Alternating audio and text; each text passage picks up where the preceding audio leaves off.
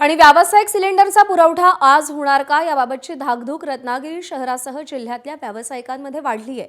व्यावसायिक सिलेंडरच्या पुरवठ्याबाबत काही निर्बंध जारी करण्यात आलेत, त्यामुळे व्यावसायिक सिलेंडर मिळणार का असा सवाल इथल्या सगळ्या व्यावसायिकांनी उपस्थित केलाय।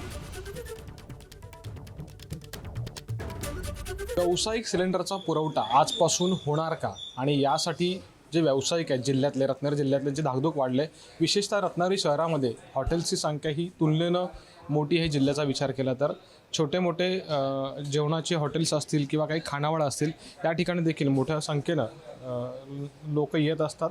आणि एकंदरीत जर परिस्थिती बघितली, कालपासून काही गाईडलाईन्स या व्यावसायिक सिलेंडरच्या पुरवठ्यासाठी लागू झाल्यात आणि त्या पार्श्वभूमीवरती एकंदरीत आजपासून खरंच व्यावसायिक सिलेंडर आपल्याला मिळणार आहेत का या संदर्भात धाकधूक वाढलेली आहे। दादा मला सांगा, एकंदरीत सध्याची व्यावसायिक सिलेंडरचा जो पुरवठा आहे त्या संदर्भातली परिस्थिती काय? अगदी तुम्ही तुलनेनं तसं म्हटलं तर तुमचं छोटं व्यवसाय आहे, इतर शहरात भागातला इतर किंवा जिल्ह्यातला जर विचार केला हॉटेल्सचा त्या तुलनेनं, हो तरीसुद्धा आम्हाला खूप आता काल मी फायनल सिलेंडर लावलेला आहे। 8 दिवसांपूर्वी मी सिलेंडर सांगितलं होतं की मला पहिला जेव्हा संपतो तेव्हा मी दुसरा मागवतो, म्हणजे 8 दिवस तरी आता काय बोलू नका।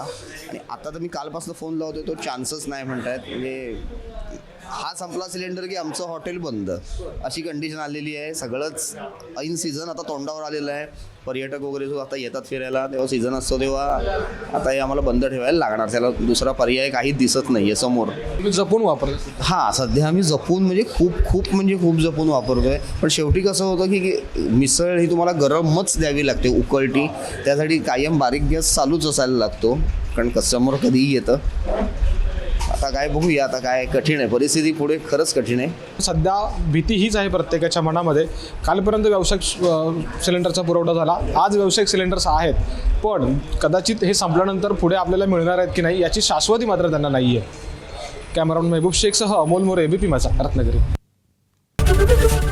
एबीपी माझा, उघडा डोळे बघा नीट।